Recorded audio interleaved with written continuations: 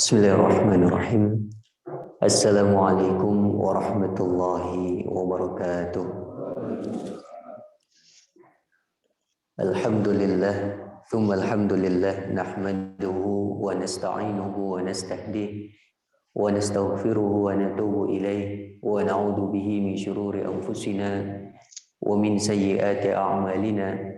Man yahdihillahu fala mudilla lahu wa man yudlil fala hadiya lahu. Wa asyhadu an la ilaha illallah wahdahu la syarika lah wa asyhadu anna sayyidana wa maulana Muhammadan abduhu wa rasuluh alladzi la nabiyya wa la rasula ba'da. Allahumma salli wa sallim ala hadzal nabiyil karim wa ala alihi wa ashabihi wa man tabi'ahu ila yaumiddin. Amma ba'du.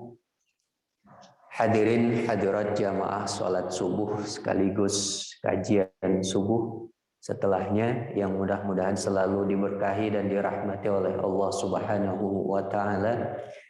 Alhamdulillah, pada kesempatan pagi hari ini, di pagi yang insya Allah penuh berkah ini, Allah Subhanahu wa taala kembali memberikan kepada kita beragam kenikmatan yang tentu saja patut atau bahkan wajib sekali kita aturkan, kita syukuri. Karena dengan kenikmatan-kenikmatan tersebut kita bisa menjalankan beragam aktivitas yang lainnya, dan terutama kenikmatan itu adalah kita bisa sholat subuh, bisa ikut kajian subuh, yang mudah-mudahan dengan kenikmatan tersebut kita syukuri, Allah menambahkan lagi kenikmatan-kenikmatan yang lainnya. Setelah hamdalah, setelah sholawat, mudah-mudahan majelis kita menjadi majelis yang penuh berkah. Majelis kita adalah majelis ilmu fikih, ya, seperti yang sudah pernah kita lalui bersama sebelum pandemi dulu, ya. Entah berapa pertemuan saya lupa, Pak. Dan dulu terakhir tentang apa juga saya lupa. Maka ketika mengawali materi hari ini, saya ingin mengawalinya dengan materi yang sepertinya dulu juga pernah saya sampaikan di majelis ini, di Masjid Jabal Rahmah ini, yaitu tentang waris. Namun sebelum kita masuk ke sana, bahwa materi waris ini sebenarnya hanya salah satu di antara materi-materi fikih yang sangat amat luas. Ya. Kalau mau dibagi secara gampang, sederhana, fikih itu intinya ada dua. Ada ibadah, ada muamalah. Kalau mau pembagian yang lebih banyak lagi, ada ibadah, muamalah, kemudian munakahah. Ada yang menjadi 4, selain munakahah, ada jinayah. Tapi yang munakahah dan jinayah ini ada yang memasukkannya ke dalam muamalah. Ya, muamalah. Nah, kita tidak perlu mempelajari semuanya karena memang hukumnya berbeda-beda. Ada yang fardu ain kita pelajari, ada yang fardu kifayah. Cukup ada orang-orang tertentu yang menguasainya, gugur bagi yang lain untuk tidak mempelajarinya. Tapi kalau persoalan-persoalan fikih itu terkait dengan sesuatu yang setiap hari kita bersentuhan dengannya, maka mau tidak mau wajib hukumnya kita untuk meluangkan waktu. Wajib ain, ya. Wajib ain meluangkan waktu untuk benar-benar menguasainya. Karena agama Islam ini agama yang dibangun di atas ilmu, yang tentu ilmunya bersumber dari Al-Quran dan juga Sunnah Nabi Shallallahu Alaihi Wasallam. Ibadah tanpa ilmu, sholat tanpa ilmu, puasa tanpa ilmu, dan segala macam ritual ibadah kita tanpa ilmu, maka ibadahnya tidak diterima oleh Allah Subhanahu wa taala, seikhlas apapun ibadah itu. Karena seolah-olah seperti meremehkan. Allah bikin aturan, Rasulullah bikin aturan, kita tidak mengindahkan lah. Saya nggak perlu ikut aturan itu. Saya ikut ibadah aja, ikut-ikutan tuh. Seperti itu gampang kan? Gitu. Padahal ada aturan yang secara detail dan rinci harus kita kuasai. Nah, yang ibadah-ibadah yang tiap hari kita lakukan itu hukumnya fardu ain. Nah, waris itu bisa fardu ain, bisa juga fardu kifayah. Tergantung kondisi kita masing-masing. Maksudnya bagaimana? Kalau kita berkesempatan punya harta, ya, mungkin ketika kita meninggal ada peluang harta yang kita miliki jadi rebutan misalnya.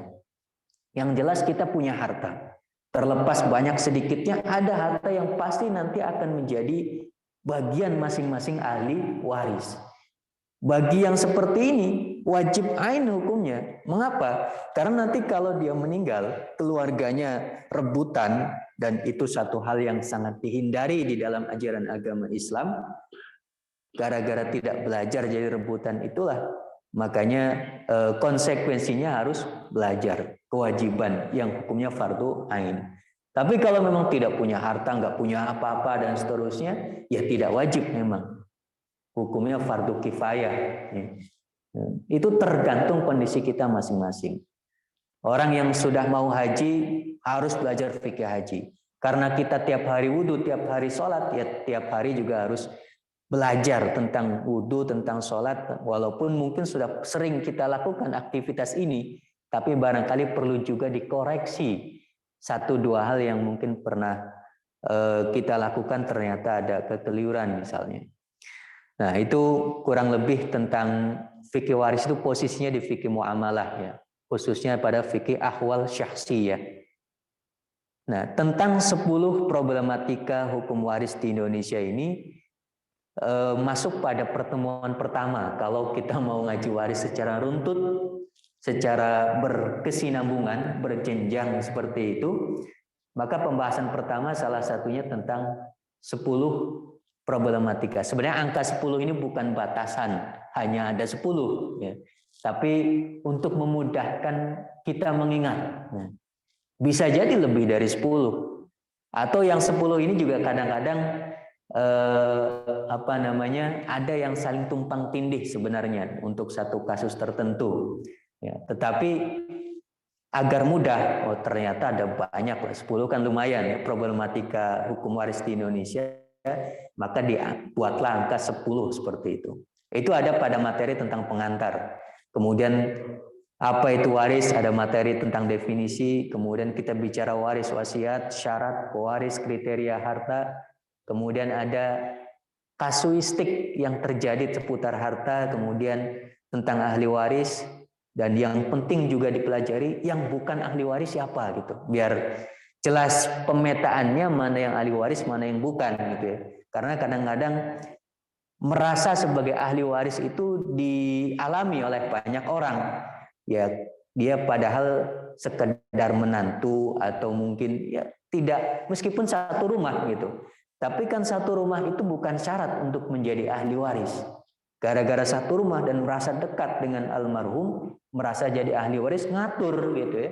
Bahkan yang ahli waris beneran kadang-kadang kalah gitu. Maka perlu disebutkan secara tegas mereka itu bukan ahli waris. Kemudian hijab, furud, asobah, dan yang terakhir tentang menghitung itu mudah gitu. Setelah semua ilmunya diperoleh, modalnya awalnya itu harus mengetahui teori-teori itu, ketika sampai pada perhitungan ternyata mudah. Hitung waris itu tidak lebih seperti kita ngitung pecahan pada saat sekolah dasar. Ya. Cuma ada, bahkan SD hari ini matematikanya cukup susah juga bila dibandingkan di masa saya mungkin ya.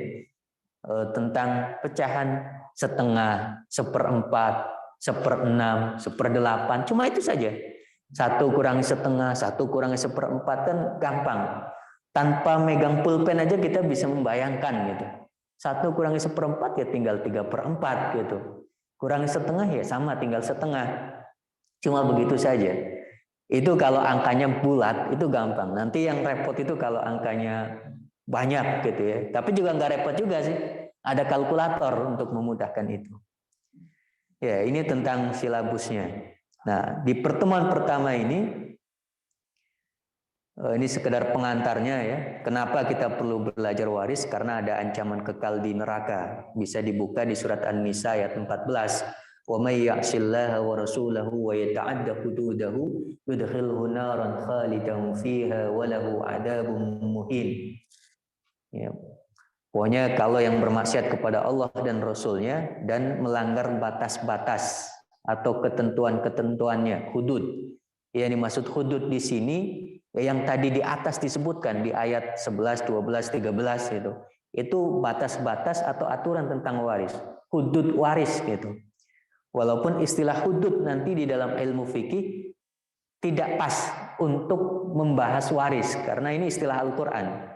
Ya, Al-Quran bisa pakai bahasa apa saja. Dalam istilah resminya, hudud itu hanya dipakai untuk jinayah. Kayak orang membunuh ya dibunuh, mencuri dipotong tangannya ketika mencapai nisabnya dan seterusnya. Itu hudud. Tapi dalam Al-Quran, karena ini Al-Quran sumber fikih gitu ya bisa dipakai untuk apa saja. Maksud hudud di sini adalah hukum waris. Yang bermaksiat kepada Allah dan Rasul-Nya menentang hukum waris ini, maka Allah masukkan dia ke dalam neraka. Yudkhilhu naran. Cukup sampai di situ tidak. Ada khalidannya ini. Ya, kalau masuk neraka saja, walaupun masuk neraka yang nggak disebut saja ya Pak. Tapi kalau dibandingkan dengan masuk neraka dan neraka kekal, itu dua hal yang berbeda. Kalau neraka saja tanpa kekal, barangkali banyak juga yang mengalaminya. Kenapa?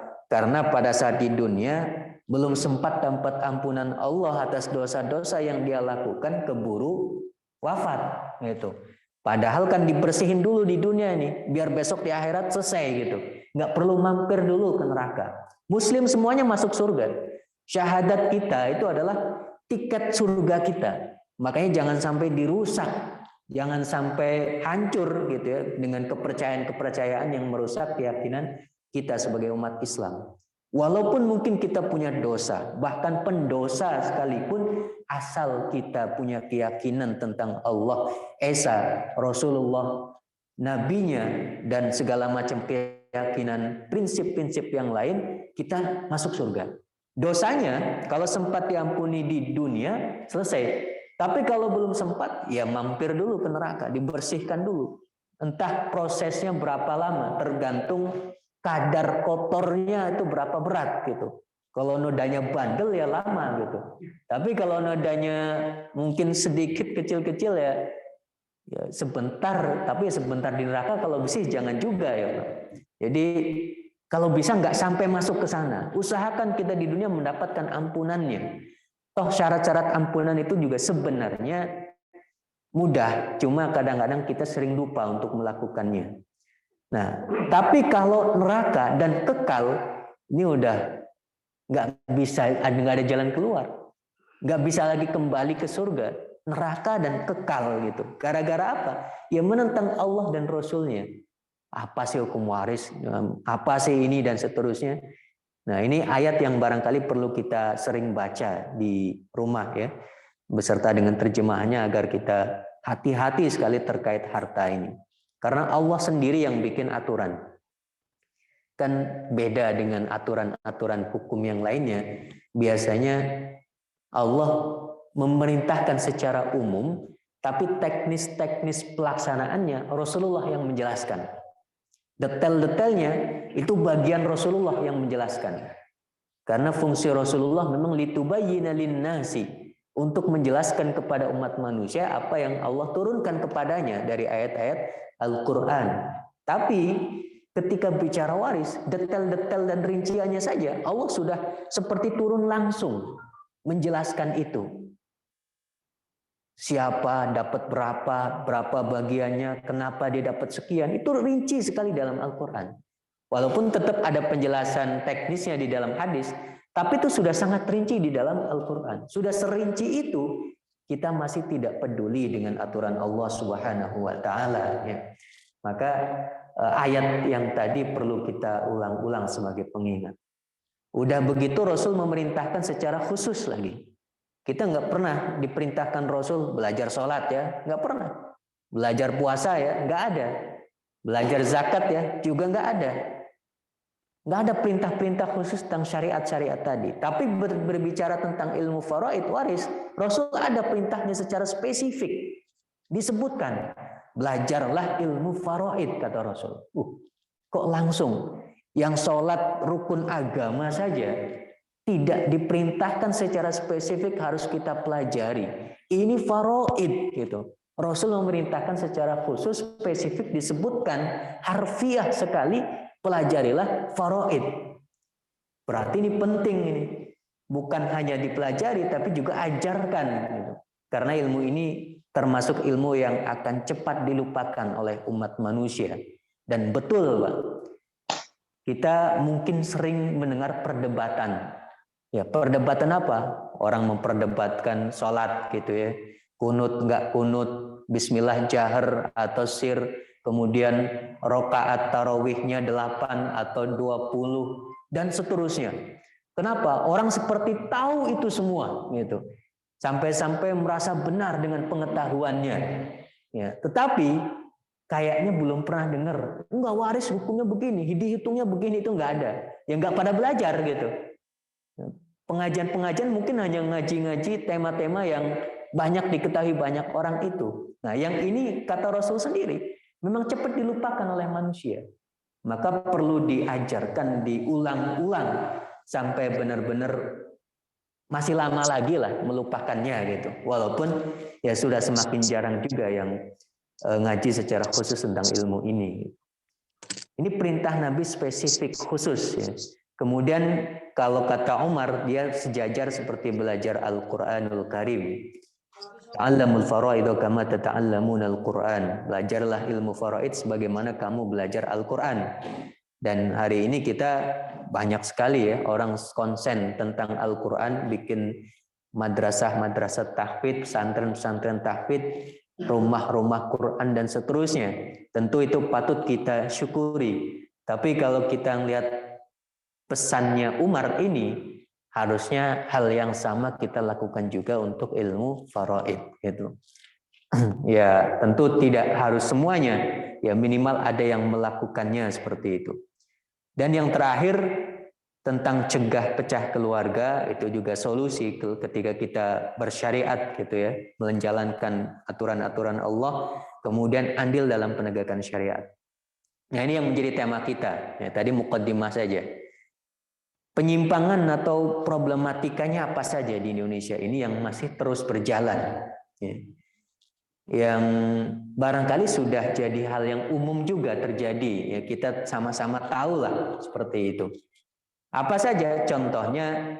Anak laki-laki dapat jatah yang sama sebagaimana yang diperoleh oleh anak perempuan, bagi rata lah, gampangnya seperti itu. Ini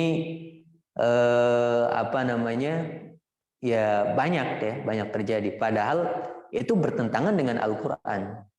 Ya, di surat An-Nisa sebelumnya, sebelum ayat ancaman tadi, ayat 11, Allah mengatakan yusikumullahu fi auladikum lidzakari mithlu hadzil unthayain.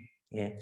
Lidzakar, laki-laki itu dapat mithlu hadzil unthayain, dapat 2 kali lipat dari yang diperoleh oleh anak perempuan. Tapi ini jangan dipahami ya bahwa perempuan selalu kalah dalam harta. Tidak. Ini hanya kasus-kasus tertentu. Kalau sesama anak, iya. Kenapa? Karena anak laki-laki nanti dapat tanggung jawab untuk mencari nafkah. Ya. Kan biasanya yang meninggal sudah sepuh, anak-anaknya juga sudah pada menikah. Ya. Nah, kalau yang anaknya laki-laki, dia punya tanggung jawab memberi nafkah kepada keluarganya, wajar jika diberi 2 kali lipat. Gitu. Hikmahnya salah satunya itu. Tapi tidak selalu. Kalau mau dihitung secara kuantitatif gitu ya, diteliti, itu ternyata ada kasus-kasus yang perempuan bisa dapat lebih banyak daripada laki-laki. Bisa dapat lebih banyak daripada laki-laki. Atau ada yang sama, laki-laki dengan perempuan sama. Di kasus-kasus tertentu. Kalau kasusnya sama-sama anak, sejajar derajatnya sebagai anak di hadapan almarhum, kasusnya seperti itu, anak laki-laki dapat 2 kali lipat. Al-Quran yang mengatur ini. Tetapi mungkin karena belum tahu hikmahnya, yang perempuan merasa tidak adil, merasa tidak kok saya sama-sama manggil ayah kok, dia juga anaknya juga sama. Tapi kenapa adik saya yang lebih kecil dari saya dapat lebih banyak gara-gara dia laki-laki. Padahal kita sama-sama anak juga, sama-sama manusia. Apa yang membuat beda? Cuma perbedaan gender doang kok, katanya gitu. Ya, padahal ada hikmah di balik syariat yang Allah atur gitu ya, yang harus kita taati, yang harus kita patuhi. Yang ya kalau kita tidak tahu hikmah itu barangkali lebih mudah untuk menolak gitu. Tapi minimal ada hikmahnya atau tidak. Kalau kita sebagai mukmin, Al-Qur'an yang mengatakan taatlah gitu. Udah tahu belum? Atau sama sekali nggak tahu tentang kenapa sih begini begitu, nggak tahu jawabannya. Asal itu Al-Qur'an yang ngatur, minimal kalau kita ya taat dulu lah. Nanti suatu saat Allah kasih tahu hikmahnya, alhamdulillah dulu saya nggak nolak. Ternyata hikmahnya besar sekali gitu. Ya. Ada banyak hikmah yang kadang-kadang belum terungkap ya, ketika kita bicara tentang syariat Islam gitu. Nah, anak laki-laki sama dengan anak perempuan di dalam pembagian waris itu masih ya, entah jumlahnya banyak atau sedikit ya itu relatif ya, mengatakan banyak dan sedikit, tetapi intinya masih ada yang bagi-baginya seperti itu ya. Sebenarnya bisa sih solusinya kalau memang anak laki-lakinya merasa seperti nggak enak lah saya dapat lebih banyak, lumayan saya 1 M dia cuma 500 juta gitu. Itu perbandingan yang 500 juta kan bukan angka yang sedikit gitu. Ya sudah, saya udah terima nih hak saya sebagai ahli waris dapat 1 M. Tapi karena sepertinya adik saya kok nggak nerima cuma dapat 500 M, saya kasih deh 250 juta untuk dia nih.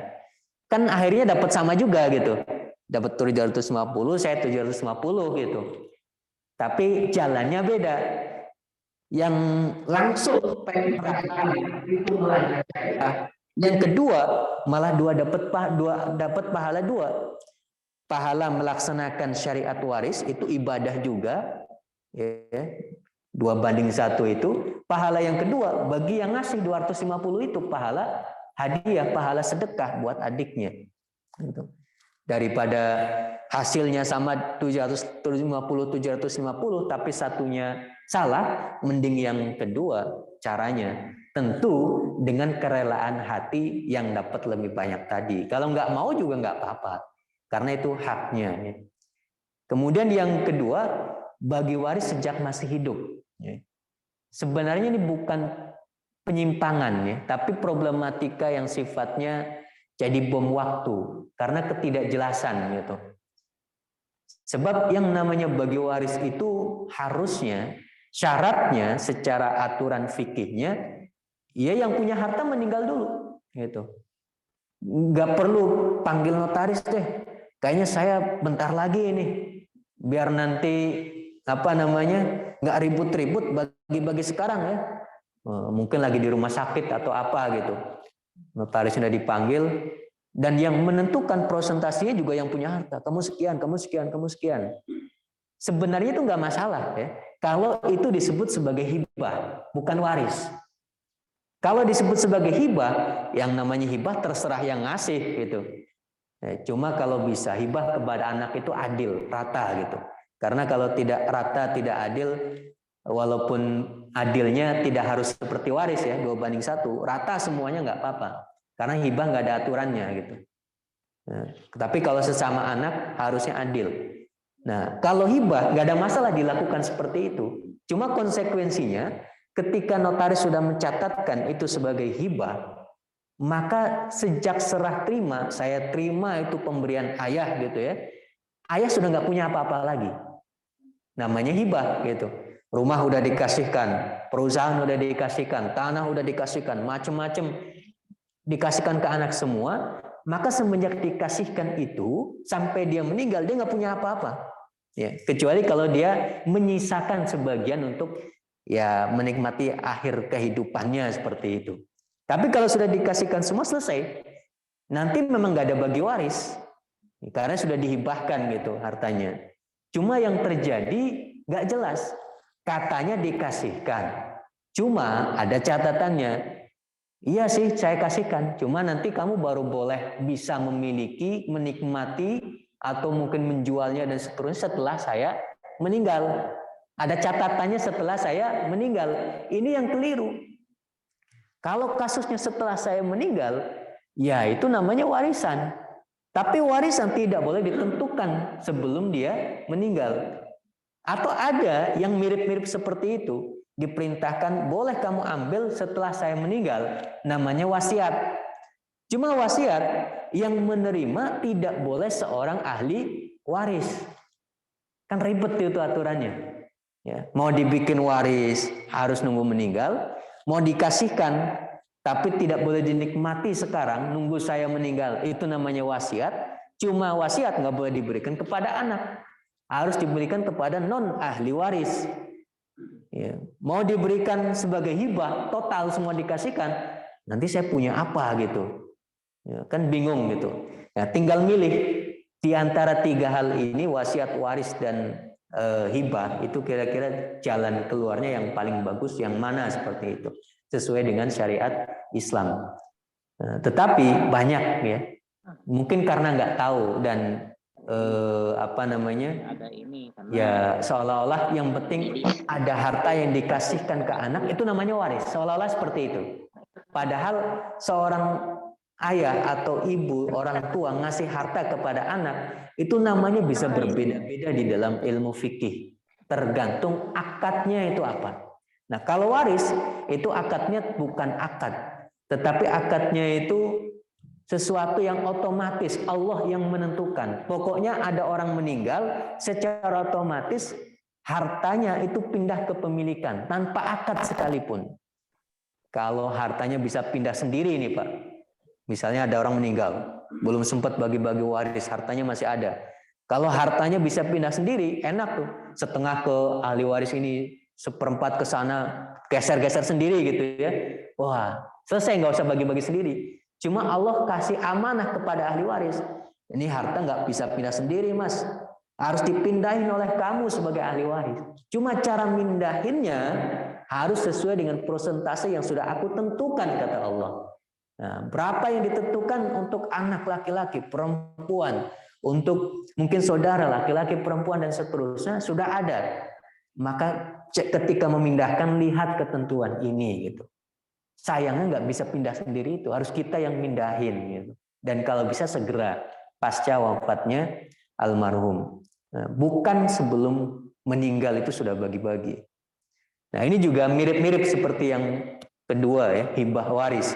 Bingung, hibah apa waris nih? Kok hibah tapi waris?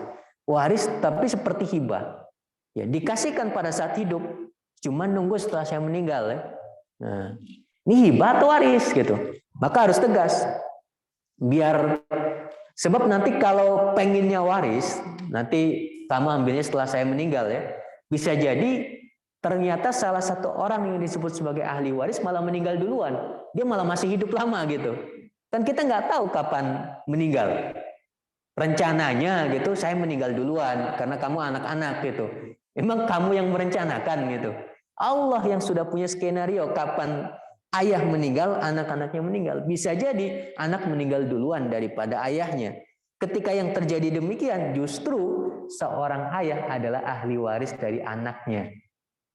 Karena yang namanya warisan itu tidak selalu atas bawah, bisa juga bawah ke atas, mewariskan ketika anaknya memang punya harta. Itu wariskan hartanya kepada orang tuanya. Ayah punya hak, punya hak 1/6 atau 1/6 pesisa dan seterusnya. Harus jelas sih bahwa waris. Kemudian harta bersama suami istri. Ini yang agak repot. Repotnya gimana? Kebetulan kita punya undang-undang di Indonesia ini yang mengatur ini gitu. Jadi kalau ikut undang-undang ya, misalnya terjadi konflik gitu ya. Nah, itu kalau ikut undang-undang ya sudah, paling ikut undang-undang gitu.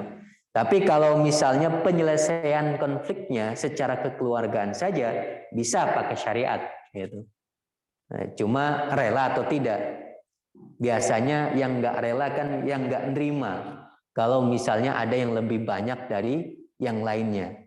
Pasangan suami istri pisah gitu ya, cerai, kan biasanya harta gono gininya ya menjadi rebutan gitu. Kemudian meninggal juga sama gitu ya. Padahal kalau dalam Islam, harta itu ya dimiliki oleh mereka yang mencarinya. Harta itu dimiliki oleh mereka yang menerimanya. Kalau memang si istri ini tidak bekerja sama sekali dan juga tidak mendapatkan pemasukan dari manapun, dapat warisan tidak. Suaminya juga nggak pernah ngasih hadiah-hadiah yang mahal gitulah. Ada sih hadiah, cuma hadiah-hadiah kecil yang cepet hilang gitu. Kalau hadiahnya mahal kayak mobil misalnya atau rumah atau apa kan, ketika nanti meninggal itu bukan warisan tuh. Suaminya meninggal, yang waris mobil, rumah dan seterusnya hadiah-hadiah ini jangan dibagi waris. Kenapa? Sudah hak milik istri gitu.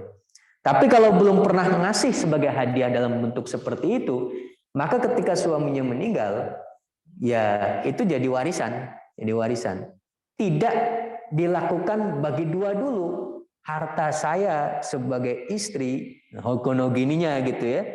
Nanti setelah bagi dua baru bagi waris gitu. Jadi dia dapat double dari harta gonogini dan dari warisan. Nah, ini yang secara hukum syariat itu justru tidak adil. Tidak adilnya gimana? Yang nyari siapa, yang untung siapa gitu. Ada logika yang sedikit masuk akal sih, bisa diterima sedikit lah. Yaitu wajar lah di Indonesia ada harta gonogini. Kenapa? Kan rata-rata orang Indonesia itu ibu-ibunya nggak pada bekerja. Tapi tidak bekerja itu bukan benar-benar tidak bekerja. Di rumah itu bukan tidak bekerja. Bahkan bisa jadi pekerjaannya jauh lebih berat daripada yang dilakukan oleh suaminya di kantornya dan seterusnya. Ngurus anak itu bukan hal yang mudah gitu. Anak nangis, apalagi anaknya 1, 2, 3 misalnya. Capek, nyuci, ngepel, macem-macem. Karena nggak dikasih pembantu gitu misalnya. Wah, itu bukan pekerjaan ringan. Yang kebetulan kerja di rumah itu tidak digaji oleh suaminya. Ya, padahal itu bukan kewajibannya, walaupun ada khilafiyah, tapi menurut mayoritas ulama mencuci, ngepel, nyetrika, kemudian apalagi pekerjaan rumah tangga lah, termasuk masak itu bukan kewajiban istri gitu. Wah, saya udah terlanjur menyampaikan ini Pak. Mudah-mudahan sih nggak pada menyesal gitu. Ya tetap dilakukan sebagai bakti, pahalanya besar gitu ya. Nah, karena mereka meskipun tidak bekerja, tapi di rumah ternyata bekerja dan tidak diupai sama sekali, ya kompensasinya dari harta gonogini itu bagi dua. Saya juga bekerja di rumah gitu, bukan nggak dapat uang sih, tapi kan juga capek. Bedanya dia capek digaji, saya capek nggak digaji gitu. Logika ini yang katanya jadi latar belakang munculnya harta gonogini gitu. Tapi kalau dalam pandangan Islam, ya harus tegas. Kamu mau melakukan itu semuanya? Iya. Mau melakukan itu, mau diupai? Ya pengennya sih gitu. Ya udah, kalau memang maunya diupai, minta upah. Karena ngepel, karena nyuci dan seterusnya. Walaupun dia seorang istri. Karena memang bukan tugasnya gitu. Ini kalau mau hitam putih ya. Di hukumnya gitu. Kalau mau hitam putih, ada tegas upahnya. Upah ngepelnya berapa dan seterusnya. Bulanannya berapa. Samakan saja deh seperti pekerja-pekerja yang lainnya misalnya gitu. Ya, dia istrinya sih, tapi kalau mau tegas seperti itu, pengennya dapat upah kasih gitu, kasih. Tapi kalau tidak, ya sudah, nggak usah dikerjakan. Kira-kira suami akan mikir gitu, di rumah berantakan ini berarti saya harus ada pembantu misalnya gitu. Wah, ini kalau sampai benar-benar dilakukan gitu ya, istilahnya rumah tangga hanya dilakukan, dialami, dilalui dengan melihat hak dan kewajiban saja tanpa melihat unsur cinta dan seterusnya, ya kurang lebih seperti itu harusnya gitu. Tapi kan di awal-awal biasanya ya tidak peduli, ada ya saya akan melakukan itu dan seterusnya demi cinta gitu. Nah, karena melakukannya demi cinta, kemudian melakukannya juga karena pengen dapat pahala dari Allah Subhanahu wa taala dan seterusnya, harusnya dia nggak minta upah kepada suami, mintalah upah kepada Allah gitu. Gara-gara minta upah kepada Allah, ya sudah, sabari kerjakan itu semuanya dalam rangka sebagai istri.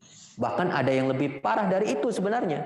Di Indonesia ini ada istri yang malah bekerja gitu ya. Bukan hanya ngerjain di rumah, kerja nyari uang juga, Pak. Kadang-kadang malah kebalik gitu ya. istrinya nyari uang pergi ke luar negeri gitu, entah jadi TKW atau apa dan seterusnya, dikirimi uangnya ke Indonesia seperti itu oleh suaminya, dimanfaatkan untuk nikah lagi gitu. Nah, ada yang seperti itu ya. Tapi pulang ke Indonesia kadang-kadang ya ada yang sampai berantem dan seterusnya, ada yang tetap balikan gitu. Itu uniknya gitu kita di Indonesia. Tapi intinya adalah syariat sudah tegas secara awal mengatur. Kalau memang mau mengerjakan itu ya minta upah kepada Allah, insya Allah nanti akan dapat pahala besar sebagai seorang istri seperti itu. Kalau memang tidak mau, informasikan, diskusikan, musyawarahkan dengan suami bagaimana jalan keluarnya seperti itu. Biar apa? Ya 50-50 itu kan angka yang tidak jelas. Bisa jadi istri pekerjanya sangat amat berat, 50 itu kompensasinya kurang. Berarti yang tidak adil suaminya dapat lebih banyak dari 50 itu. Atau bisa jadi nggak berat-berat amat kok di rumah. Memang dia bekerja di rumah sih, tapi kan saya sudah kasih tukang kebun, pembantu yang lain dan seterusnya. Artinya dapat 50% harta gono gini itu kebanyakan itu gitu. Kan bisa jadi seperti itu. Angka 50 pas itu bukan angka yang benar-benar pas gitu. Makanya yang paling tepat ya sudah, nggak perlu ada harta gono gini dan seterusnya. Syariat Islam sudah mengatur semuanya gitu. Tapi kalau misalnya kita kembali tidak menggunakan ke pengadilan dan macam-macam. Tapi kalau sudah sampai pengadilan, ya mau tidak mau kita harus tunduk kepada hukum di pengadilan gitu. Kemudian harta waris dikuasai istri. Ini kasus ketika misalnya ada seorang suami meninggal, istrinya masih muda gitu ya, makanya anaknya masih kecil, masih bayi, atau nggak bayi-bayinya waktu 3 tahun misalnya gitu ya. Itu 3 tahun kan nggak tahu apa-apa tentang warisan. Harusnya kalau bayinya laki-laki, kalau bayinya perempuan beda, laki-laki beda. Walaupun masih bayi, baru lahir, bahkan masih dalam kandungan sekalipun, gitu ya. Asal memang jelas-jelas hidup dan ternyata beneran lahir, ketika dia laki-laki, ayahnya almarhum ya yang meninggal itu meninggalkan harta, bayi ini dapat 7/8. Yang 1/8 untuk istrinya, istri almarhum, sisanya, berarti kan sisanya 7/8 ya. Itu untuk anaknya, bayi yang masih kecil itu. Nah, cuma si ibu dari bayi ini kan mungkin merasa nggak tahu apa-apa nih si bayi gitu, nggak usah dibagi-bagi gitu.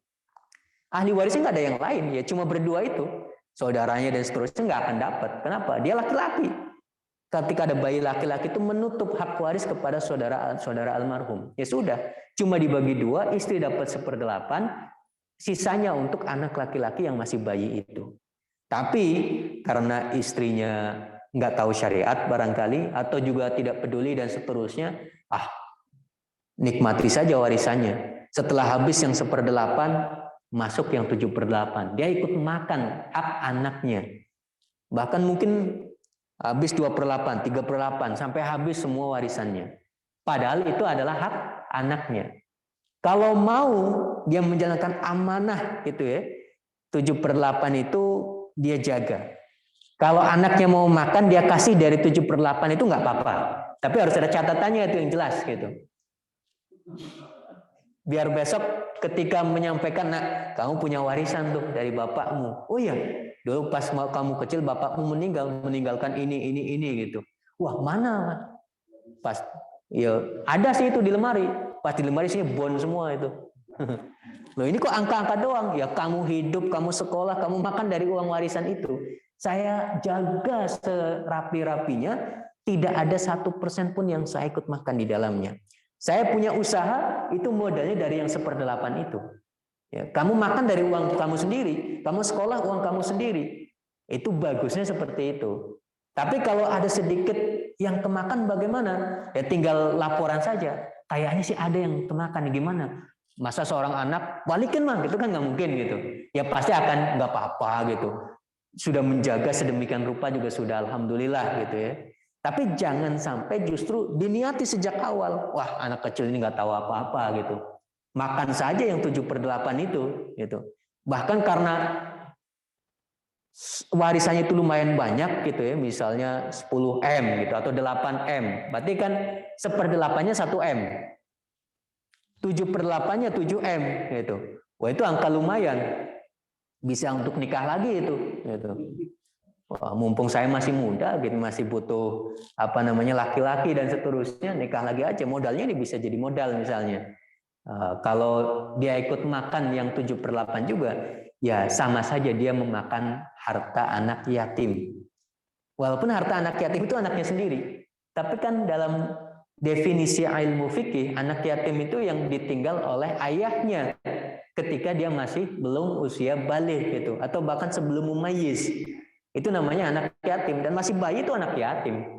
Justru harus dikasihani, disayangi, dan seterusnya, bukan dimakan hartanya. Meskipun yang makan itu adalah ibu kandungnya sendiri gitu. Ini termasuk nggak tahu jumlahnya banyak atau enggak, tapi terjadi seperti itu ya. Terjadi karena bisa jadi ketidaktahuan hukum, atau bisa jadi tahu tapi nggak peduli juga dan seterusnya. Nah, padahal aturannya fa in kana lakum waladun falahunna thumun. Ya, kalau almarhum punya anak laki-laki, maka ya dia cuma dapat 1/8 gitu. Kemudian ada juga bagi waris, tapi harus nunggu semua wafat. Biasanya kasus orang tua sudah meninggal bapaknya, tapi mau bagi waris nggak enak. Kenapa? Masih ada ibu gitu. Masa masih ada ibu kita bagi-bagi waris? Kan rumah yang ditinggali, yang menjadi warisan itu yang ditinggali ibu juga gitu. Gimana? Kita seperti ngusir ibu nih dan seterusnya. Padahal ada solusinya gitu. Yang harus dipahami oleh kita semua adalah bahwa bagi waris itu jangan dipahami sebagai bagi aset. Ya. Ini yang kadang-kadang mungkin gitu ya. Banyak yang salah paham. Seolah-olah bagi waris itu harus bagi aset. Asetnya dijual, bagi-bagi hasil penjualannya. Bukan begitu. Bagi waris itu yang paling minimal adalah bagi saham. Ya, saham kepemilikan. Misalnya rumahnya nggak mau dijual nih. Kenapa? Ini rumah sudah enak, bisa jadi tempat ngumpul keluarga. Anak-anak kalau pulang lebaran gitu ya, ngumpulnya enaknya di sini. Kalau ini dijual, kita punya tempat ngumpul di mana gitu. Maka nggak perlu dijual, walaupun ini warisan. Terus nggak bagi waris dong, bisa tetap bagi waris. Warisannya ada berapa saja? Rumah ini, rumah yang lain dan seterusnya, misalnya jadi warisan atau tanah dan macam-macam, dihitung semuanya bagi waris. Berarti masing-masing ahli waris punya saham sekian persen berdasarkan ketentuan Al-Quran.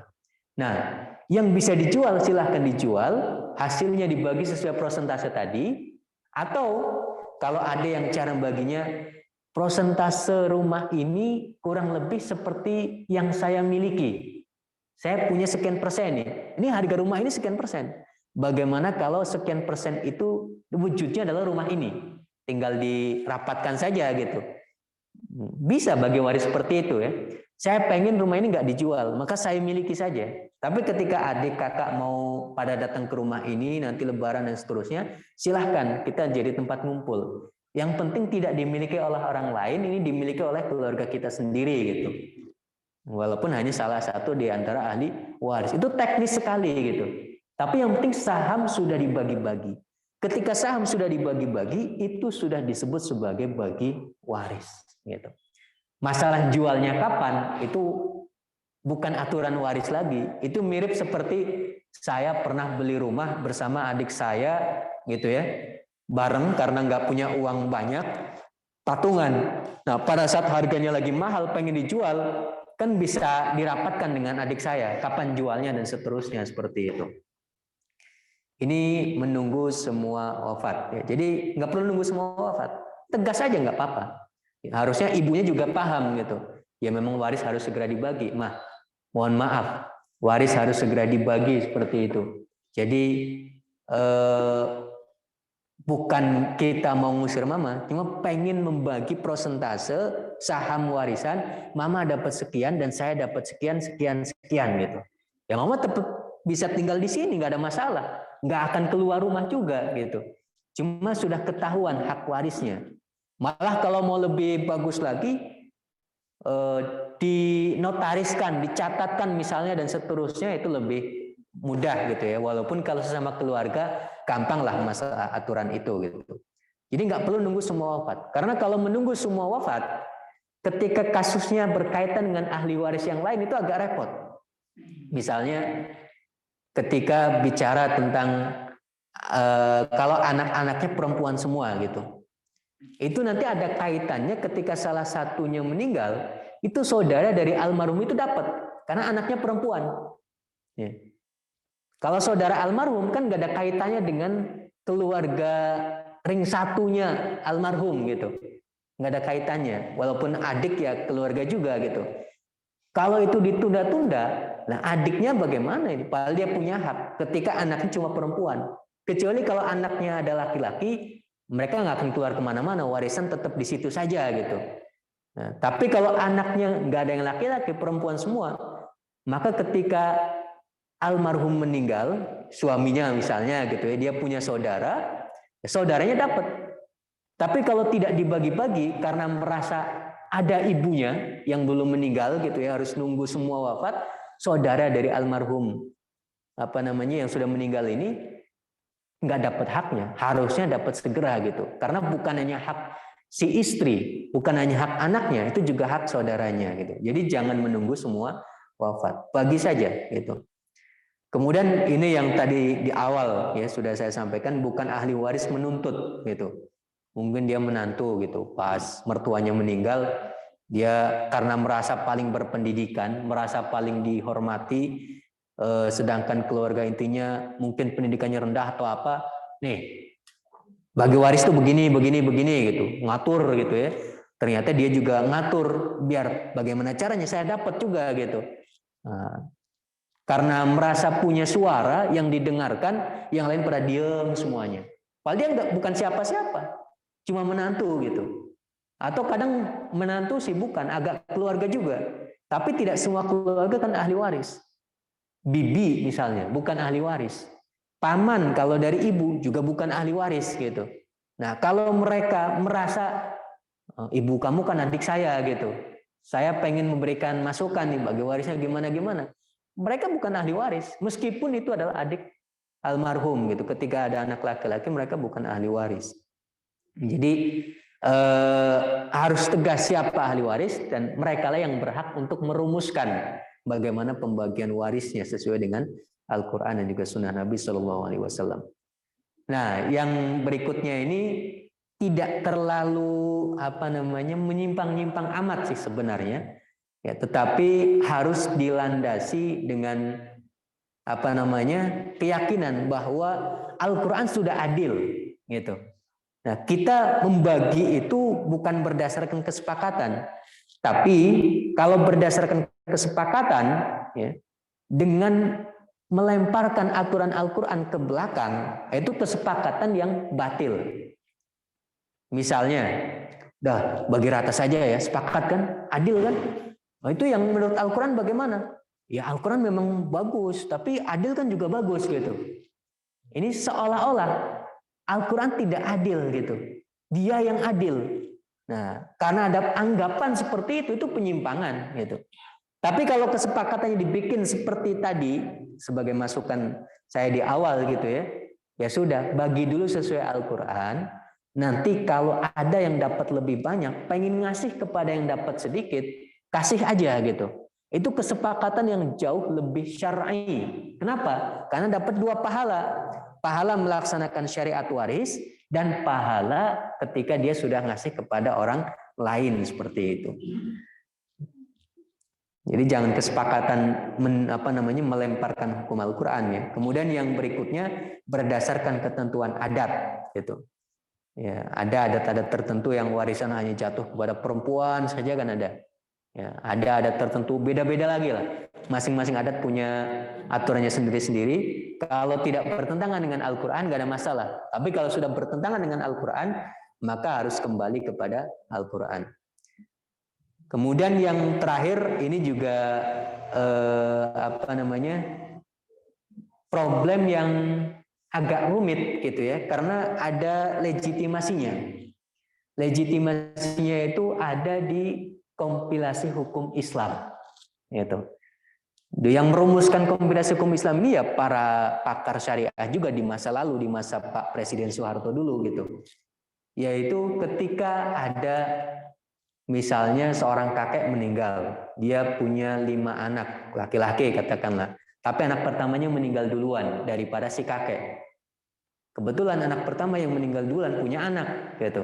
Kalau secara hukum syar'i, anaknya si kakek yang meninggal duluan ini bukan ahli waris. Kenapa?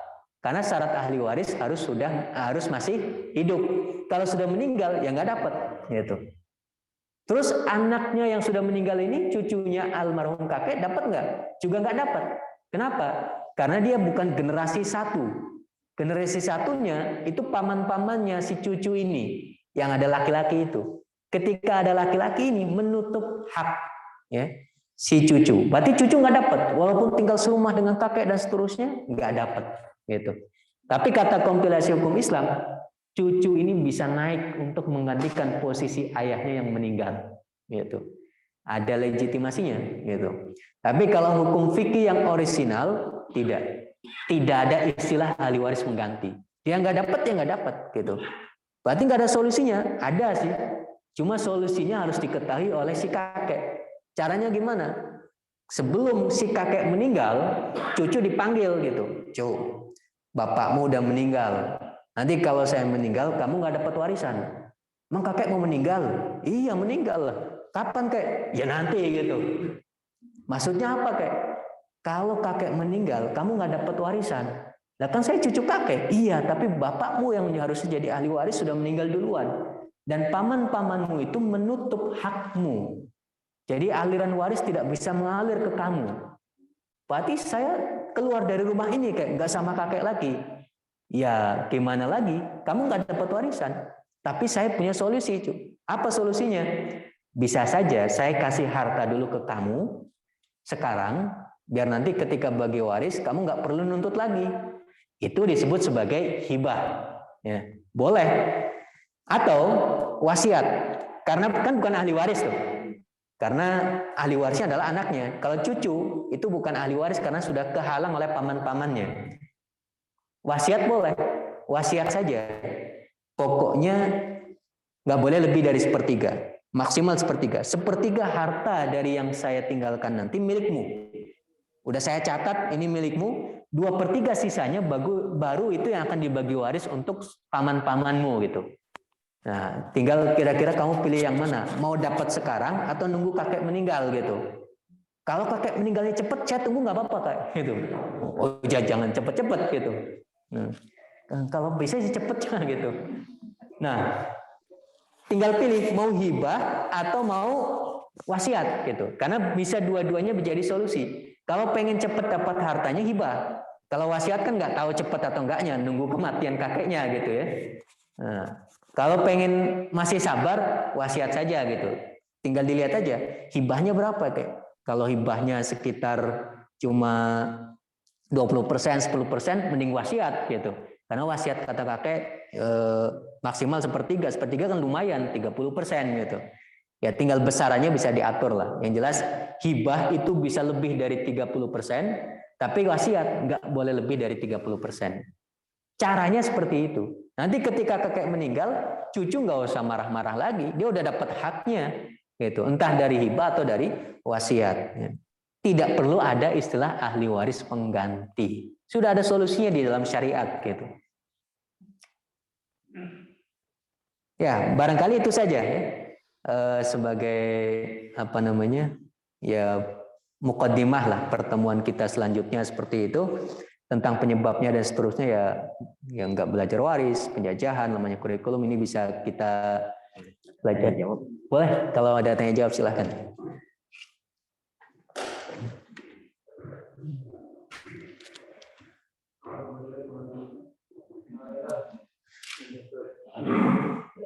Oke, silakan Pak.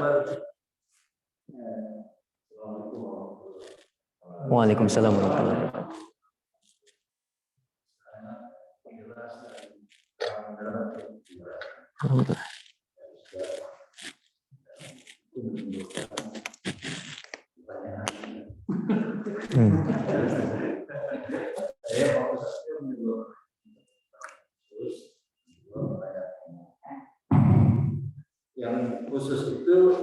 Saya fokuskan pada poin kemarin tadi.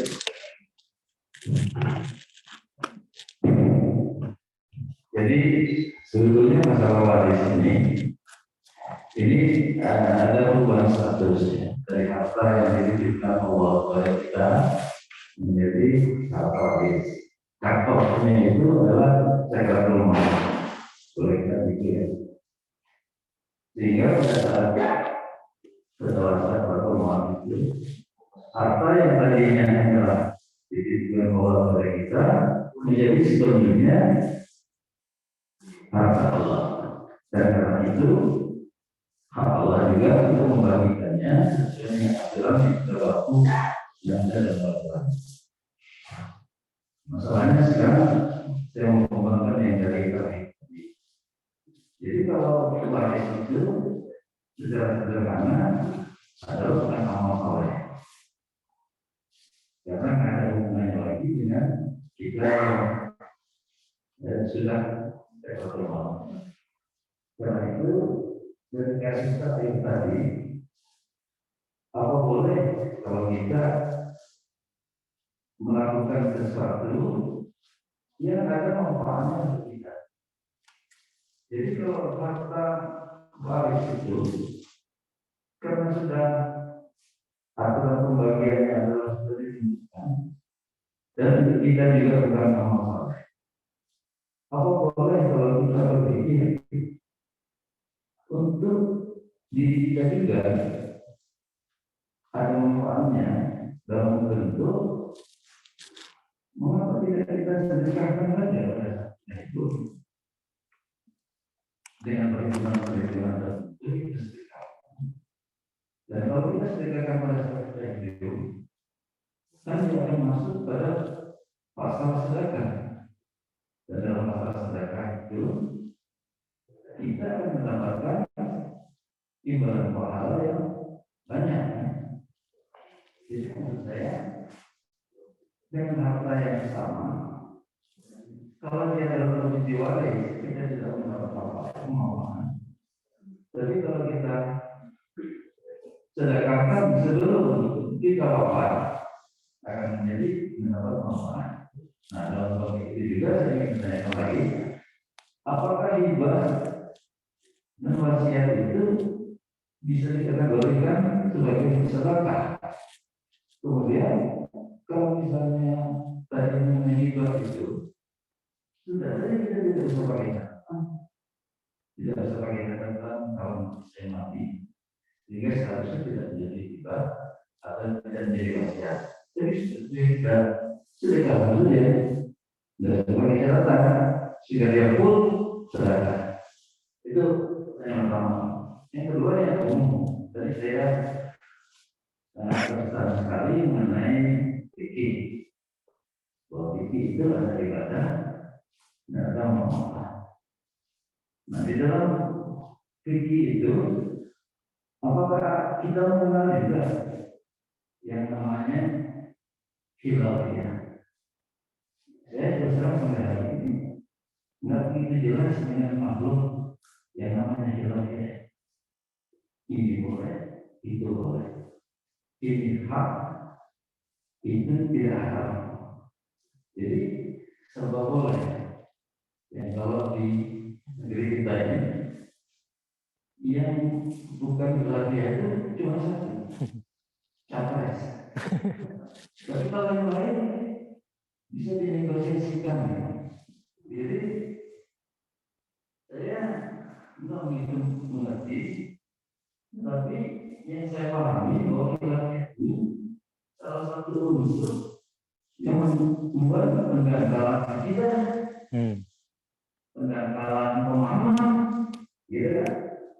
Karena khilafiyah ini, jadi pertanyaan saya, khilafiyah ini kapan mulai adanya paham-paham khilafiyah ini? Siapa yang bisa menentukan? Kalau hukum Islamnya jelas, bukan ada hadis yang jelas. Jadi kalau khilafiyah ini siapa yang menentukan bahwa ini boleh?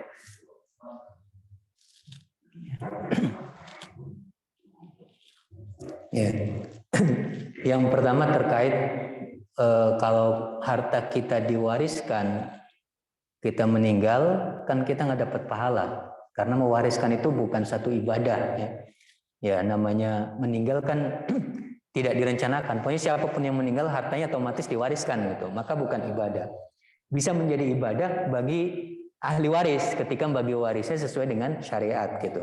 Tapi yang ditanyakan kan yang meninggal ini pengen dapat pahala gitu. Ya sudah, disedekahkan saja. Boleh Pak. Boleh. Diwakafkan gitu kalau lebih bagus. Sedekah itu macam-macam. Ada yang namanya sedekah infak biasa kita di masjid gitu ya, itu sedekah. Kita ngasih ke orang tua itu juga infak yang lebih besar pahalanya daripada sedekah ke masjid gitu. Bahkan nafkah kita kepada anak istri kita itu juga sedekah yang pahalanya lebih berlipat-lipat daripada sedekah yang kita taruh di masjid di mana-mana itu. Makanya nafkah kepada istri itu ketika kita bekerja ya, niatkan itu sebagai ibadah juga kepada Allah. Pahalanya besar sekali itu. Nah, termasuk hibah, wasiat itu bagian juga daripada sedekah. Jadi kalau dihibahkan, yang menghibahkan dapat pahala, diwasiatkan juga sama, yang mewasiatkan dapat pahala. Karena itu memberi, pokoknya pemberian. Cuma istilahnya berbeda-beda karena kondisi, faktor dan situasinya berbeda-beda gitu. Mau disebut sedekah, hibah, infak biasa dan seterusnya macam-macam. Tapi di antara semua itu, kalau mau yang pahalanya jariah itu terus mengalir sampai kapanpun gitu ya, wakaf. Itu wakaf. Kasusnya kalau yang pengen spektakuler seperti wakafnya para sahabat terdahulu gitu. Nah, yang sering dipopulerkan kan Utsman ya. Itu Utsman itu hidup udah di zaman entah kapan gitulah, berabad-abad yang lalu. Tapi karena nadirnya yang mengelola wakafnya amanah, bagus, mengelola dengan sebaik-baiknya, sampai hari ini wakaf Utsman masih terus berlangsung. Bahkan sudah berbentuk macam-macam, jadi hotel, jadi ini, karena nadirnya keren gitu. Al-Azhar di Mesir, itu juga wakaf itu, udah berabad-abad lamanya. Nah sekarang yang berwakaf nambah, lembaga-lembaga wakaf internasional ngasih ke Al-Azhar lagi. Ngasihnya tidak dalam bentuk tunai langsung kadang-kadang, ngasih tanah, ngasih apa untuk dikembangkan. Karena mahasiswa Al-Azhar dapat beasiswa semua, itu nggak pernah bangkrut itu. Kenapa? Wakaf. Wakaf kalau diproduktifkan itu memang luar biasa, kalau diberdayakan gitu. Cuma kita rata-rata pemahaman kita wakaf itu mati, masjid gitu, udah selesai. Ya cuma buat sholat doang gitu. Ya sholat ya nggak doang juga sih, dapat pahala juga gitu. Kemudian madrasah gitu ya itu dapat pahala besar juga karena ibadah, mengajar, belajar itu pahala besar gitu. Cuma kalau mau yang lebih ada misi ekonominya gitu untuk bermanfaat lebih besar lagi, kalau bisa wakafnya yang produktif itu tadi gitu. Saya punya hotel nih, wakafkan hotelnya. Hotelnya jalan terus. Nanti hasilnya bagi dua. 50% untuk kegiatan sosial apa gitu, 50% untuk dikembangkan lagi. Itu yang berlaku di wakaf-wakaf yang bagus itu. Jadi kalau mau sedekah sebelum meninggal, pilih-pilih juga Pak, yang paling keren yang mana gitu. Biar itu tadi setelah meninggal ada manfaat buat saya apa gitu. Ya cari manfaat yang tidak sekedar sedekah biasa gitu. Dan karena wakaf itu spektakuler, ngasihnya juga jangan yang sekedarnya, saya mau wakaf lah gitu, di masjid nih wakaf niat gitu. Ya bagus gitu. Maksudnya kalau wakaf yang keren itu yang banyak sekalian gitu. Itu pertama ya. Jadi malah bagus sekali, boleh sekali.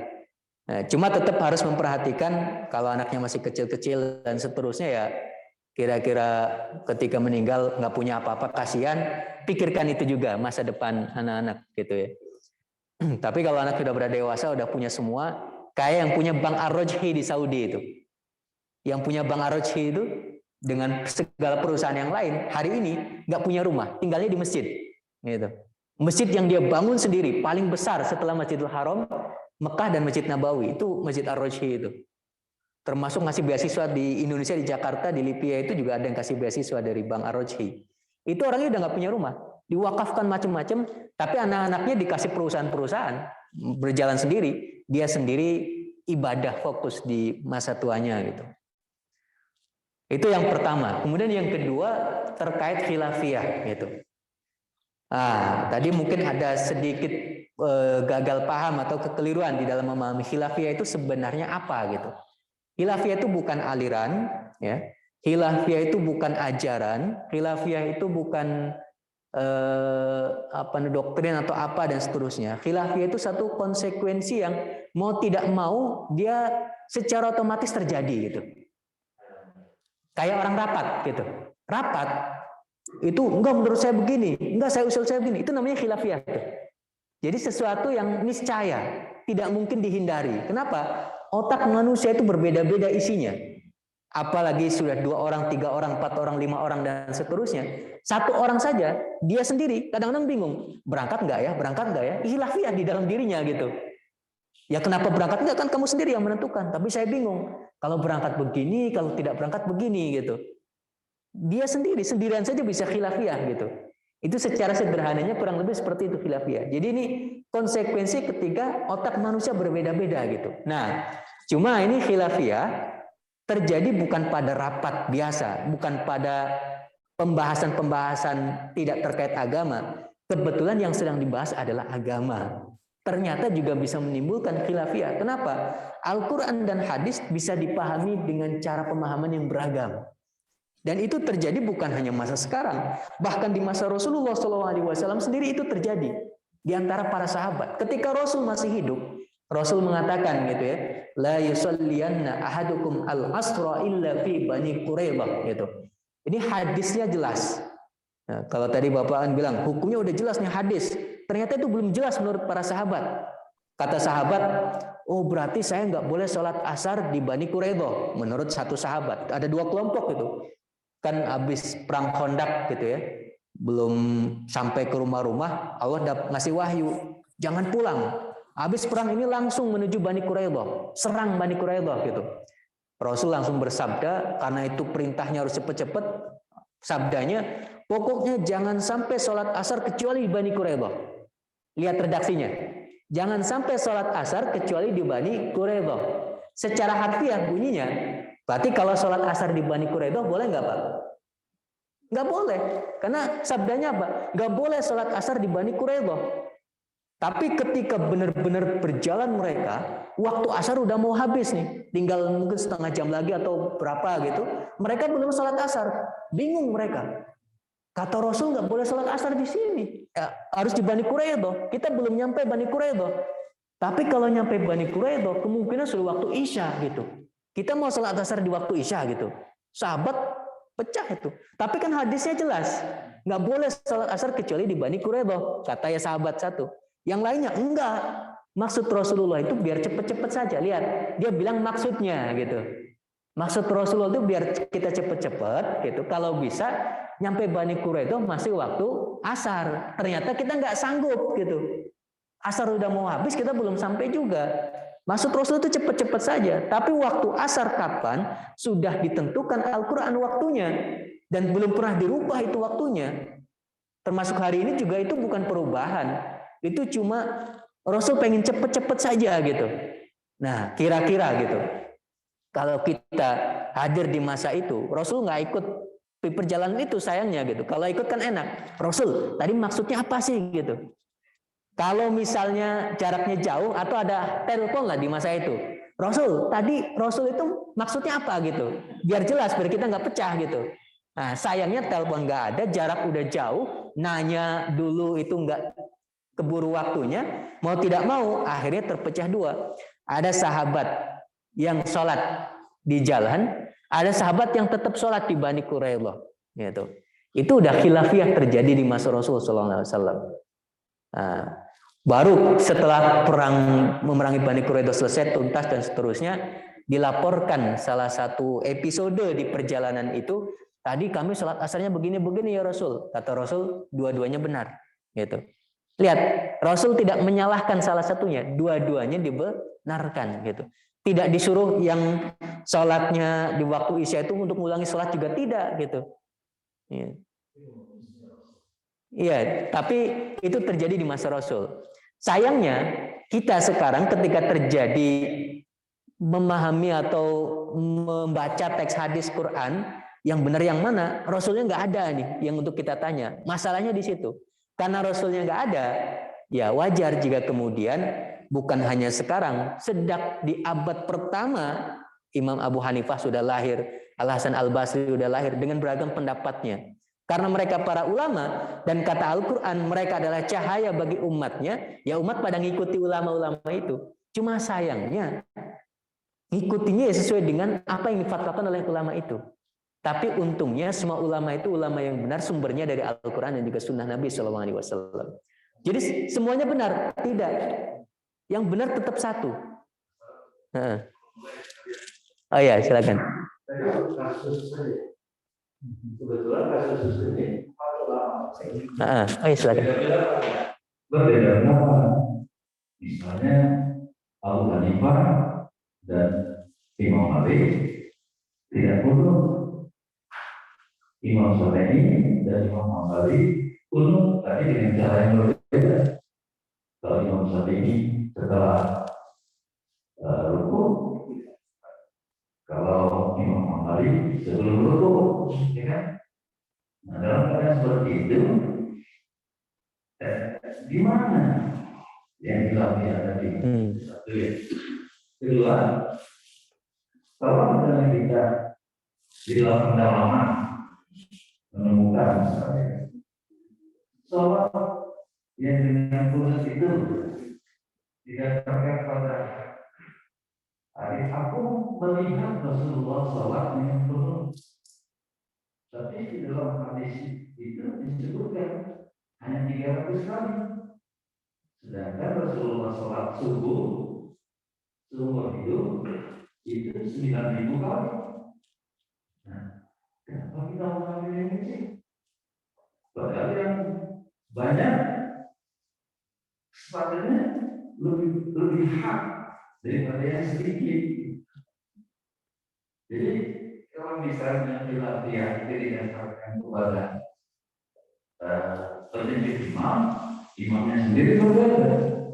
Kalau didasarkan kepada rasional kita, bukan Rasulullah itu lebih banyak sholat tanpa kunut. Nah, lalu seandainya kita bersikap misal kita sholat dengan keyakinan yang berbeda, lalu kita sholat lagi dengan keyakinan yang kita lakukan, itu apakah satu solusi juga yang sifatnya mungkin pribadi? Ya. Yang pertama terkait kasus kunut, gitu ya. Itu mungkin ada yang perlu dikoreksi dari penyampaian madhabnya. Yang benar, yang kunut itu Maliki sama Syafi'i. Ya. Bukan Hambali. Hambali nggak kunut. Contoh Hambali itu Saudi. Saudi itu nggak kunut. Ya. Hambali sama Hanafi itu nggak kunut. Tapi kalau Maliki sama Syafi'i kunut dengan cara yang berbeda tadi itu. Maliki sebelum ruku, tapi kalau Syafi'i setelah ruku pada saat i'tidal itu, pasca i'tidal. Nah, kalau misalnya dengan perbedaan itu tadi kalau menggunakan rasionalitas kita gitu ya, kita bisa berbeda dengan imam. Ini kalimat yang perlu untuk agak benar gitu ya, tapi perlu diluruskan. Apa yang dimaksud dengan rasionalitas kita itu? Kalau kita punya rasionalitas, modal untuk punya rasionalitas itu apa saja? Perangkat tentang hadis-hadisnya, perangkat tentang ilmu Qur'annya, perangkat tentang bahasa Arabnya, perangkat-perangkat untuk punya rasionalitas yang bisa dijadikan sebagai pijakan. Itu. Kita mungkin seperti ragu-ragu dengan hasil kesimpulan para imam itu gitu. Kenapa? Keraguannya kan salah satunya Rasul itu kunut cuma 300 kali. Sholatnya tadi 9.000 berapa gitu. Saya baru tahu ada angka-angka seperti itu ya. Karena di hadis-hadis tidak sampai disebutkan sedetail itu. Dan perlu diketahui pensyariatan itu bertahap. Di masa tertentu belum ada syariat ini, nanti di masa menjelang meninggal baru ada syariat itu gitu. Artinya masa sebelumnya lama sekali itu tidak ada syariat tersebut, baru sebelum meninggal ada syariat itu. Kan berarti ada masa yang sangat banyak tidak melakukannya, masa yang sedikit malah melakukannya. Kalau pakai rasionalitas kita, tadi kan logikanya yang banyak harusnya yang benar gitu. Ternyata tidak seperti itu. Persis seperti tarawih yang berjamaah itu. Dulu Rasul tarawih kapan mulainya berjamaah?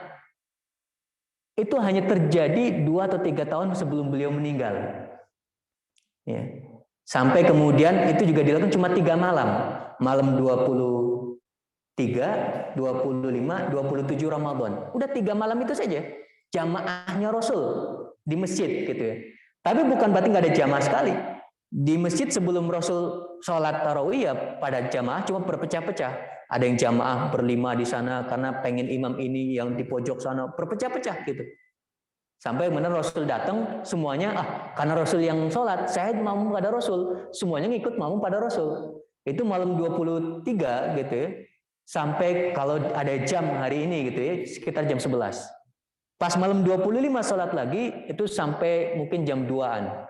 Yang malam 27 itu hampir mau sahur. Sampai-sampai sahabat pas selesai, kita masih punya waktu sahur enggak nih gitu. Tarawihnya kepanjangan gitu kalau ukuran kita gitu. Semalam suntuk gitu. Jadi kalau kita mau mengikuti sunnah Rasulullah, harusnya sampai sahur kita tarawih, Pak. Ya, tapi kan sunnah itu ada batasnya. Mana kemudian tetap disebut sebagai sunnah walaupun cuma melakukan sedikit misalnya gitu. Nah, begitu juga kalau pakai logika yang banyak, Rasul nggak tarawih itu berarti selama di Madinah sampai mungkin 8-9 tahun itu nggak ada tarawih. Baru di akhir-akhir. Harusnya kalau pakai logika yang banyak yang menang, berarti nggak ada tarawih dong. Tapi tidak seperti itu. Syariat itu syariat yang baru. Tahapannya belum selesai. Syariat sudah benar-benar selesai ketika Rasulullah SAW sudah wafat. Semuanya sudah tuntas. Ada syariat yang dulu begini dihapus dengan syariat yang baru dan seterusnya seperti itu. Yang benar-benar tuntas itu setelah Rasul wafat Shallallahu Alaihi Wasallam gitu. Jadi rasionalitas tadi, logika tadi, kalau mau dibentur-benturkan dengan yang dimiliki oleh para imam gitu ya, nanti kita akan malu sendiri kalau ketemu tokohnya. Kenapa? Saya Syafi'i, ya. Sering istilahnya melemahkan pandangan-pandangan Maliki, Hanafi dan seterusnya. Tapi suatu saat bertemu dosen yang kebetulan Maliki. Dan orang Mesir asli, profesor, doktor di bidang fikih gitu ya. Ketika saya salahkan pandangan Imam Malik, dia punya argumentasi Al-Quran Sunnah yang kuat sekali yang, wah saya pindah ke Malik aja deh kalau gitu. Dia sampai seperti itu. Kenapa? Ada perangkat-perangkat yang tidak saya miliki yang dikuasai oleh Imam Malik gitu. Ya, logika Imam Malik misalnya tentang amal ahli Madinah yang tidak dipakai oleh para ulama yang lain. Dalam pandangan Imam Malik, Madinah itu tradisi peradaban yang dibangun oleh Nabi. Jadi kalau ada masyarakat melakukan satu ibadah dan rata-rata melakukan semua itu, ya ini Nabi dulu melakukan itu. Kenapa? Sampai zamannya Imam Malik itu kan nggak jauh ya. Imam Malik lahir tahun 93 Hijriah, masih di abad 1. Berarti tradisi Madinah itu tidak jauh berbeda dengan tradisi yang dulu Nabi lakukan. Orang-orang Madinah begini, orang Madinah begitu, terus bertahun-tahun tiap hari seperti itu. Nah, ketika Imam Malik menjadi ulama di situ, tradisi ini harus jadi dalil gitu. Pokoknya kalau berbeda dengan orang Madinah, berarti bukan dari Nabi. Kenapa? Ini tradisi Nabawi yang berakar uratnya itu ada di Rasul Shallallahu Alaihi Wasallam gitu. Tapi ternyata hanya Imam Malik yang punya logika itu. Imam Abu Hanifah nggak punya, Imam Syafi'i tidak. Walaupun Imam Syafi'i muridnya Imam Malik. Gitu. Tapi ketika saya mempelajari amal ahli Madinah itu dan kebetulan dosennya bermadzhab Maliki, benar madzhab Imam Malik ini. Amal ahli Madinah kuat sekali. Ya, tradisi Nabi itu yang harus diikuti. Mereka itu benar-benar melakukan apa yang dicontohkan oleh Nabi sampai mendarah daging menjadi kehidupan setiap hari gitu. Hampir semuanya melakukan, berarti kan memang aturan Nabi seperti itu gitu. Ini waduh. Benar madzhab Imam Malik gitu. Tapi ternyata ketika ada dosen lain yang madzhabnya Syafi'i bisa melemahkan itu lagi. Lagi-lagi karena kemampuan kita gitu ya, tidak bisa memandang sesuatu yang sudah dilihat oleh para ulama gitu. Nah, Makanya yang paling aman itu tadi, ketika kita bingung dan seterusnya, ya sudah, kita pilih salah satu di antara madhab yang ada, selesai di situ. Karena kita juga tidak tahu latar belakangnya kenapa dipilih ini yang rojih, ini yang kuat sesuai dengan Al-Quran dan seterusnya, maka ikuti saja. Kalau pengen tanya kenapa ini bisa kuat gitu ya, nanti akan ada banyak penjelasan gitu. Semakin kuat itu ketika mendengar penjelasan-penjelasan itu gitu. Jadi rasionalitas tadi, logika tadi bisa saja masuk akal sementara gitu ya di dalam renungan-renungan kita, tapi ketika sudah membaca lebih jauh, lebih banyak dan seterusnya, alhamdulillah dapat pencerahan gitu, bisa dapat pencerahan. Itu tadi pertanyaan pertama ya. Ada 2 atau 1 tadi, saya lupa ya. Udah ya, oke. Oh ya, yang mana?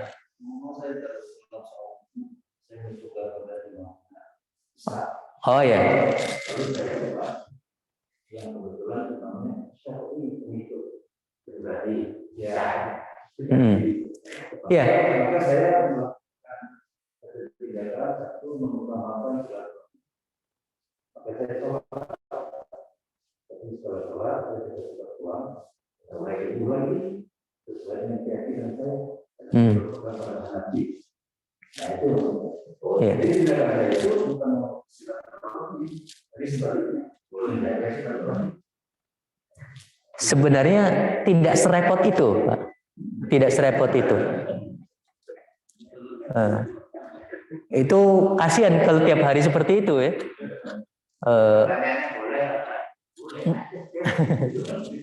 Enggak. Kalau kita ada ya perbandingan mazhab, akan tahu ilmunya, bagaimana mengelola perbedaan itu yang sudah diajarkan oleh para ulama kita gitu. Imam Ahmad bin Hambal itu termasuk yang tidak melaksanakan qunut subuh. Imam Syafi'i itu yang beristihad sunat subuh itu sunnah muakkadah. Karena ya hadisnya sahih menurut Imam Syafi'i bahwa Rasul selalu qunut sampai beliau meninggal dunia semenjak melaknat kaum Dakwan itu. Iya. Enggak, hadis. Jadi hadisnya itu berbunyi ya, sahih menurut Imam Syafi'i, ya, hadis sahih gitu ya, bahwa betul itu Rasulullah.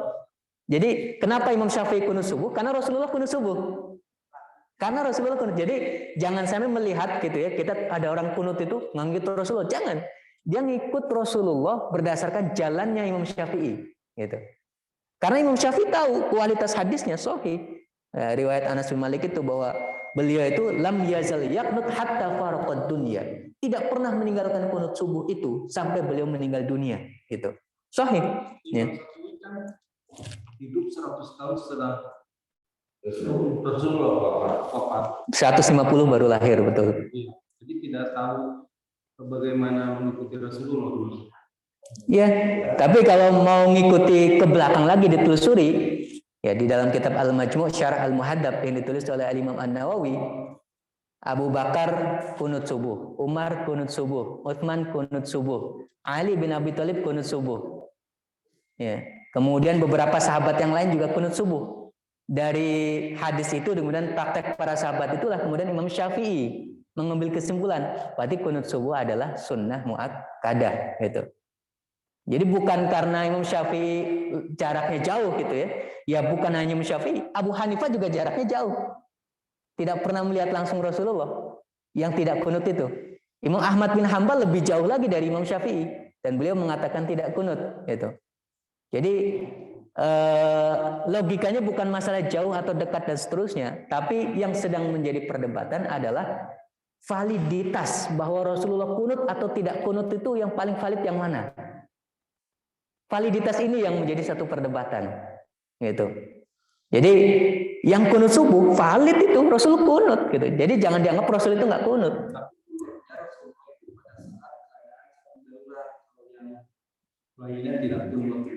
Dalam pandangan Imam Syafi'i hadisnya jelas Rasul selalu qunut sampai beliau meninggal, gitu. Kita bicara hadisnya Imam Syafi'i ya. Valid. Argumentasi.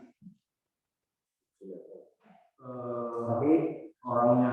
Oh, bukan 7, 5. Ya. Tapi kan harus Syarat Imam Syafi'i tentu ketika mengambil hadis itu tidak melakukan penelusuran terhadap 5 syarat itu ya. Namanya al-khamsu fil sihhatil ahadis gitu. Yaitu yang pertama ittisalus sanad. Ya, kemudian adlur ruwah, dhabtur ruwah gitu. Dan adamul asyudud wal illah, itu 5. Nah, ketika 5 ini terpenuhi, itu hadis yang valid, bisa dipakai seperti itu. Imam Syafi'i ketika baca hadis ya tidak langsung diamalkan begitu saja. Beliau adalah orang yang sangat amat ahli di dalam menentukan hadis ini mau kita amalkan atau tidak, gitu.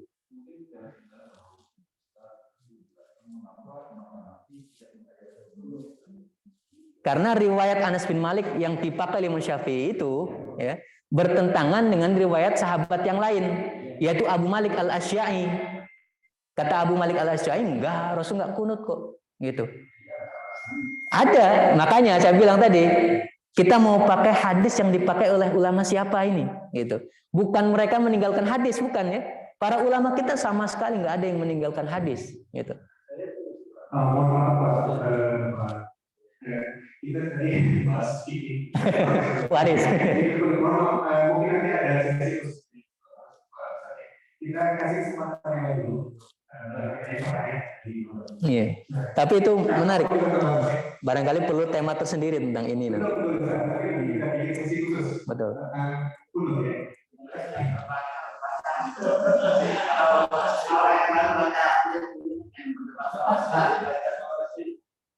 Karena waktu jualan yang membatasi kita, mungkin satu pertanyaan kalau masih ada dari Mas Budi dari Ibu.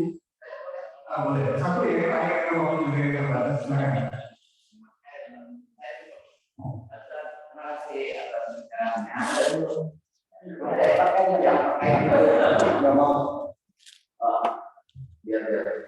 Yang mulai dengan tadi ahli waris meninggal duluan. Tapi kalau tadi kan yang ahli warisnya itu ada yang laki. Ini yang lakinya sudah ada. Tinggal perempuan ahli waris. Nah yang anak lakinya itu juga yang seperti tadi yang Mustafa dijelaskan. Ada anaknya, jadi ada 7. Tapi dari penjelasan sudah jelas kalau tidak ada waris pengganti. Sudah jelas. Tapi sekarang tadi yang boleh kalau pamannya menjadi berhak.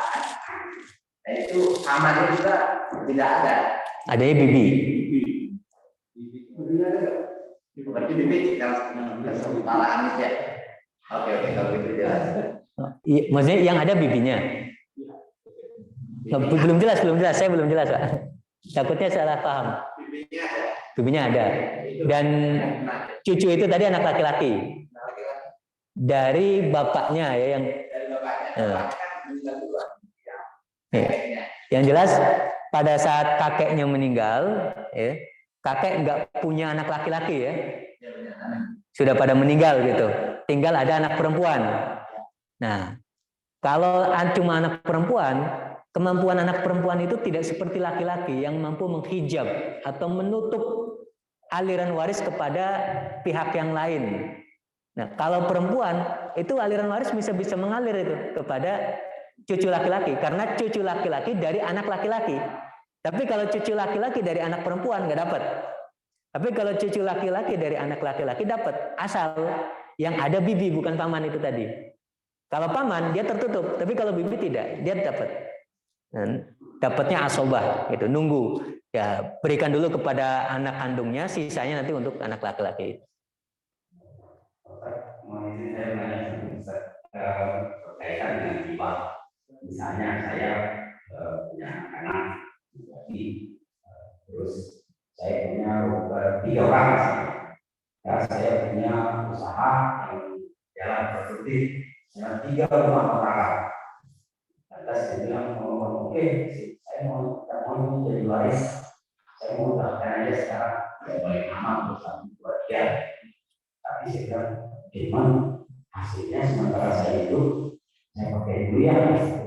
Nah, supaya tadi Pak Ustaz bilang itu tidak sah itu, apakah boleh saya bilang, tapi saya minta yang saya jadi pemberian dari anak saya kepada saya, apa boleh demikian? Apakah harus diucapkan bahwa kita hasilnya itu atas kebaikan dia? Supaya itu menjadi halal. Pertama, konsekuensi hibah itu seperti itu. Ketika sudah diberikan kepada penerima hibah, terserah penerima hibah mau diapain. Termasuk apakah mau memberikan hasil dan seterusnya kepada pemberi hibah dan seterusnya. Itu hitam putihnya kurang lebih seperti itu.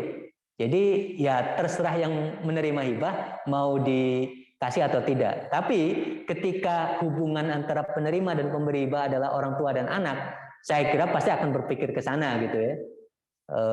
Tidak perlu sampai disyaratkan atau bagaimana. Atau kalau misalnya ada kekhawatiran, nanti kalau anak saya durhaka atau gimana, nanti saya nggak punya apa-apa gitu.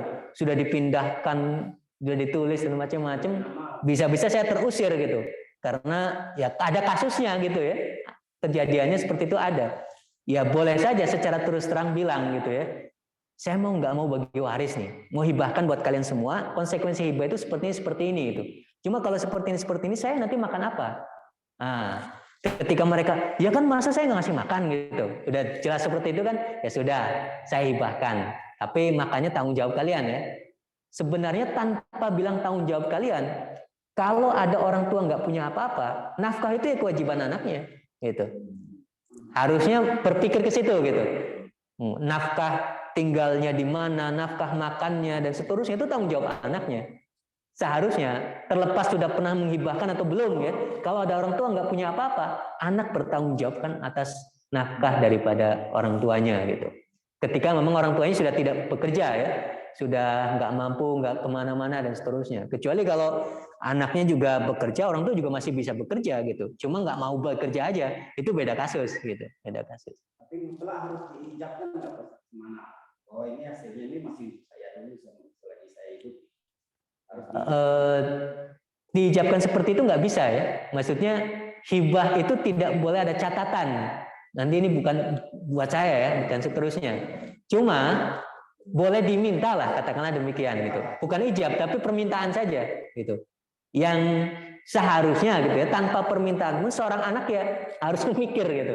Masa anak akan setega itu gitu. Tapi kalau sampai ada semacam ijab pulang gitu ya, ijab hibahnya dapat, kemudian ada ijab saya dapat keuntungannya dan seterusnya, ya itu nggak bisa, nggak ada hibah seperti itu gitu. Ya nggak disyaratkan, hibah ya harus dikasihkan gitu. Kalau akadnya, jadi saya hibahkan, tapi akadnya nanti sebelum saya bilang kerja seperti tadi akadnya. Atau jangan dihibahkan semuanya, gini aja.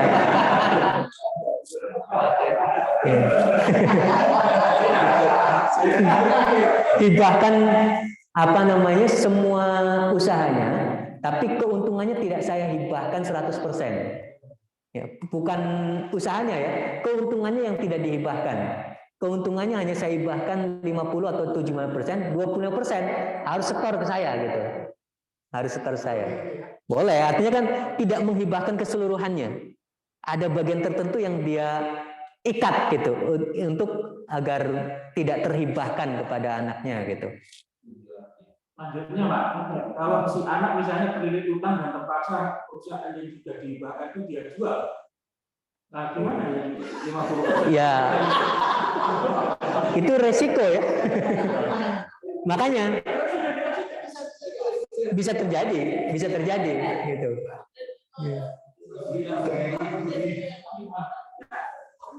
Itu kalau kasusnya seperti tadi gitu ya, tidak pakai akad, tidak apa-apa dan seterusnya, cuma pokoknya ini udah dihibahkan dan kejadi kerugian harus dijual semua, ya ikut rugi gitu, ikut rugi. Nah, termasuk ketika misalnya ada yang tadi 20% disisakan dan seterusnya, kan otomatis juga nggak dapat lagi gitu, rugi juga gitu. Ya itu resiko ketika terjadi kerugian. Makanya ketika ngasih kan pasti mikir, kalau kamu melanjutkan bisa nggak nih gitu. Kalau kemungkinannya malah bisa besar, berkembang dan seterusnya, kasihkan, hibahkan pada saat itu. Tapi kalau mau melihat kayaknya nggak punya kemampuan nih, mikir-mikir yang dihibahkan usahanya atau keuntungannya saja lah, saya kasihkan gitu tiap bulan misalnya dan seterusnya. Ya itu teknis lah ya. Tapi yang jelas kalau sampai itu terjadi, ya resikonya gitu. Itu kan cuma beda waktu saja. Kerugiannya bisa terjadi pada saat masih dipegang ayahnya atau dipegang anaknya kan. Dalam banyak kasus ketika seseorang itu sukses, maka banyak orang lain yang akan mencoba merebut kesuksesan. Itu.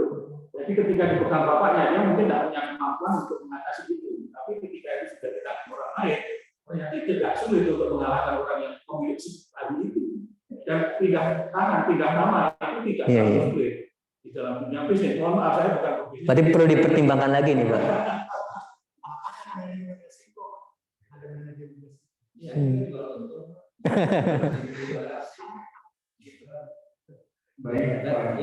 Baik Ustaz, saya pikir mungkin ini luar biasa. Kalau udah punya tinggi ini kan kredit sekali ini bagi saya. Tapi bagi saya mohon maaf karena waktu dua yang membalas kita jangan khawatir kali. Insyaallah ini kan kajian rutin ya Pak. Kontinu insyaallah. Nanti mohon kesediaan kita untuk Ustaz. Insyaallah. Meluangkan waktu untuk berbagi ilmunya. Alhamdulillah kita dapat nama sumber yang pas kita yang jelas. Mudah-mudahan pertanyaan Bapak itu tahan dulu, mohon maaf. Karena kita sambung nanti di bulan depan ya. Insyaallah di bulan. Insyaallah kita bisa bulan depan semua. Bisa masuk lanjut. Makanya kita tadi bahas kesimpulan.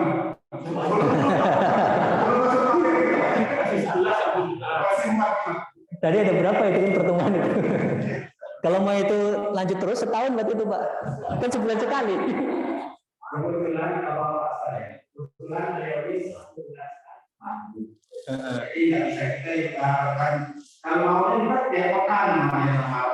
kalau mau tuntas, saya punya nggak yang ini sih, rumusan yang untuk daurah.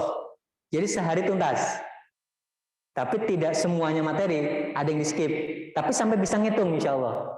Jadi misalnya mau bikin daurah nih, sehari aja dari pagi, misalnya jam 8 mulai gitu ya. Sebelum asar lah, itu udah selesai itu. Jadi kita bisa daurah ya. Iya. Kita akan juga menunggu respon penerimaan. Kalau respon baik, kalau cukup, kami cukup pertimbangan melakukan daurah ya. Kalau mungkin metode daurah yang salah satunya juga mungkin salah satunya adalah daurah. Dalam waktu yang lebih panjang di sini, tapi beberapa hari sama hari itu insya Allah bisa sih. Nah mungkin dalam kesempatan ini Ustaz, di DKI itu kami juga menginisiasi dari Bapak.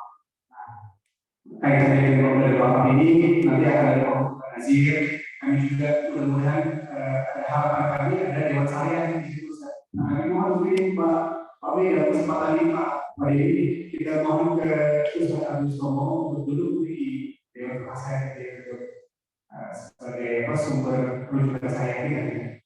Itu Ustaz. Mungkin nanti kita diskusi lebih lanjut. Mungkin dalam kesempatan ini kami akan masuk ini dalam proses pembentukan dari Bapak. Salah satunya yang kita bentuk itu adalah Nazir.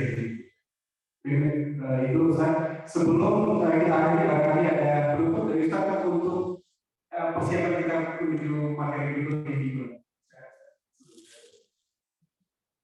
Iya, materi selanjutnya intinya tentang definisi waris ya, kemudian perbedaannya dengan hibah, wasiat dan seterusnya, teknis-teknis istilah-istilah itu dan sedikit tentang apa namanya ya ahli waris dan macam-macam. Ya tadi lah itu udah di atau nanti saya share nih filenya insya Allah nggak apa-apa. Boleh ya. Barangkali itu saja ya yang bisa saya sampaikan. Mudah-mudahan bermanfaat bagi kita semuanya. Kita dapat ridha Allah Subhanahu wa taala dan keberkahannya. Saya akhiri wassalamualaikum warahmatullahi wabarakatuh. Waalaikumsalam warahmatullahi wabarakatuh.